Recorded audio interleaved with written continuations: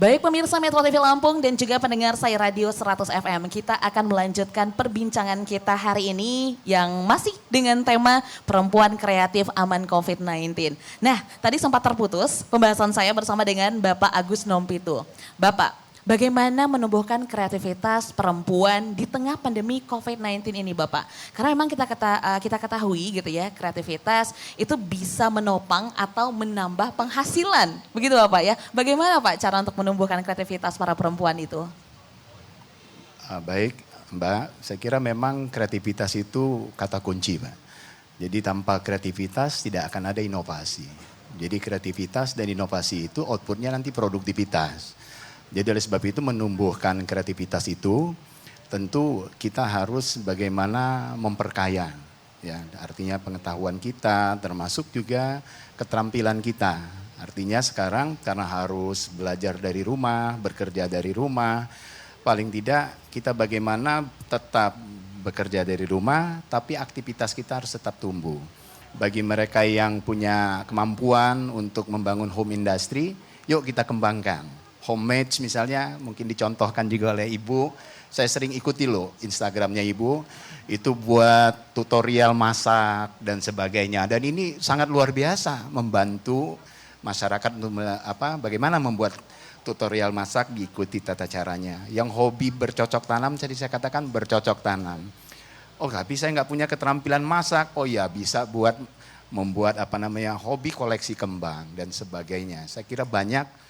Yang hobi nulis tadi saya katakan Bu, ya belajar nulis, kirim ke Lampung Pos nanti Pak Iskandar Pimretnya bisa menerbitkan kalau itu sangat memperkaya kepentingan masyarakat. Banyak lagi Bu.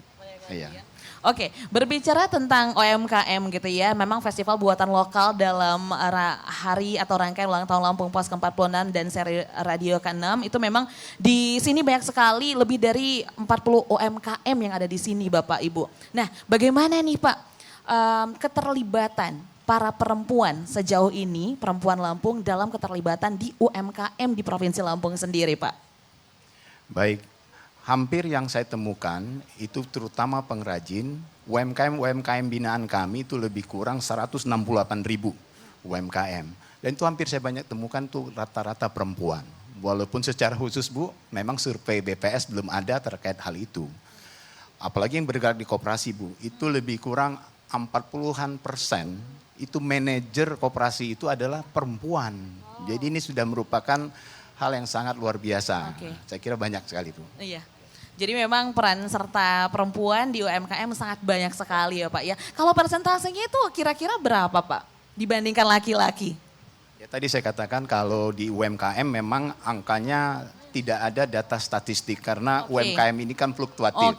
Tapi kalau koperasi itu lebih kurang 40%, itu manajernya itu adalah wanita. Wow. Jadi ini sangat luar biasa. Saya kira inilah yang saya kira mendorong kenapa kesetaraan gender, emansipasi ya Ibu Ketua, artinya yang sekarang ditumbuhkan.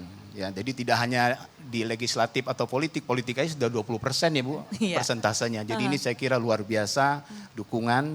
Kalau kreativitas sangat kaya lah. Saya lihat itu ada yang buat masker, buat sarung tangan, jilbab, menjadi tren-tren baru lah di era new normal ini. Saya kira itu Mbak. Mudah-mudahan dengan kemarin kita juga di rumah saja juga lebih kreatif ya Pak ya. Oke, mungkin saya ke Ibu Kisana dulu nih. Ibu bisa cerita dong bagaimana proses desain dan juga pembuatan kawai plastik yang Ibu lakukan. Dan tantangannya itu apa tuh Bu ketika membuat kawai plastik itu? Pertama terima kasih saya ucapkan kepada Ibu Ketua Dekranasda.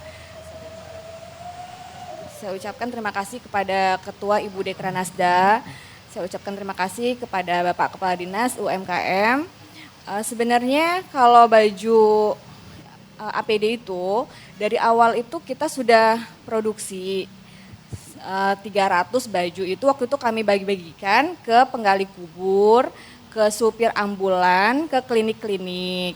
Jadi waktu saya tahu berita ada lomba itu, saya baca-baca HP itu, lihat HP waktu itu. Lalu saya mengikuti, karena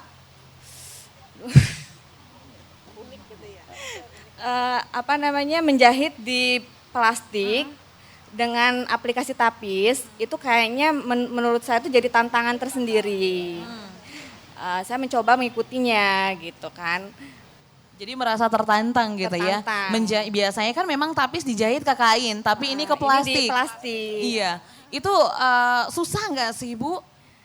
Sebenarnya lebih sulit di plastik ya daripada di kain. Karena kan kalau di plastik itu bahannya tidak bisa disetrika, tidak bisa salah karena kalau didedel kan mungkin bolong gitu kan. Jadi kita harus lebih hati-hati, lebih teliti, mengerjakannya juga harus lebih hati-hati. Iya. Karena memang bukan cuma sebagai alat pelindung diri tapi juga kan harus stylish ya kan. Ya, betul. Terbukti Ibu kemarin juara berapa, Bu? Juara kedua. Juara kedua, tapi juara loh ya. Itu berarti memang kreativitasnya walaupun sulit menjahit ke bahan plastik, tapi terbukti menang ya Ibu. Ya. Oke, tapi saya penasaran juga nih, saya kembali ke Ibu Riana Sari dulu deh. Ibu, waktu Ibu mengadakan lomba desain KW plastik ini, sebenarnya tujuannya itu buat apa sih Bu? Terus sejauh ini tanggapan masyarakat tuh seperti apa? Ya, tujuannya yang pertama adalah saya ingin memberdayakan para pengrajin di masa pandemi ini. Ya, saya melihat penjualan mereka turun begitu. Nah, ini adalah salah satu bentuk support saya kepada para pengrajin UMKM untuk bangkit kembali begitu. Nah, ini saya beri nama Kawai Plastik. Kenapa kawai? Kawai itu bahasa Lampungnya artinya baju ya. Mungkin semua daerah punya istilahnya baju, tapi kalau kawai plastik, oh ini sudah menjurusnya ke Lampung gitu ya, orang udah taunya Lampung. Dan kembali lagi bahwa di masa pandemi ini, apalagi kita kaum perempuan, itu ternyata banyak kok potensi-potensi dari para ibu-ibunya, dari para kaum perempuan yang kalau memang kita gali, kita mau, itu bisa menjadi sesuatu yang menghasilkan begitu.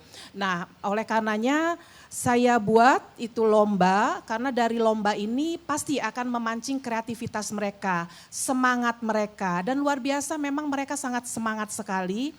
Dari waktu pendaftaran yang hanya 9 hari itu yang mendaftar ada 82 orang. Ya 82 orang dan itu ada 2 dari Sidoarjo dan Semarang. Malah dari luar Provinsi Lampung. Ya, nah karena kita musim pandemi ini kita juga menerapkan protokol kesehatan. Jadi kita pun penjuriannya melalui video yang diupload selama 1 menit begitu. Nah yang mengembalikan video itu ada 64 peserta. Itu menurut saya sudah sangat luar biasa dengan kondisi yang waktu pendaftarannya singkat begitu ya. Dan apresiasi masyarakat juga bagus sekali dan terus terang saja juri di Jakarta itu juga bingung gitu ya sebenarnya untuk menentukan juaranya karena semua bagus-bagus. Bahkan ada yang ditapis langsung di plastiknya. Wow. Nah ya tadi seperti Ibu Kisana bilang kan agak kesulitan ya, ada tantangannya tersendiri begitu. Dan ternyata hasilnya bagus jadi kita pakai baju atau kawai plastik ini dengan tetap stylish ya, tetap trendy, kekinian. Kalau kita memakainya juga kita bahagia, otomatis kan imun kita juga akan meningkat. Iya, mudah-mudahan kita juga sehat. Iya, oke. Bapak Ibu kita jeda lagi, nanti kita kembali lagi untuk melanjutkan pembahasan ini. Pemirsa Metro TV Lampung dan juga pendengar saya Radio 100 FM, jangan kemana-mana. Setelah jeda pariwara, kami akan kembali lagi, tetaplah bersama kami.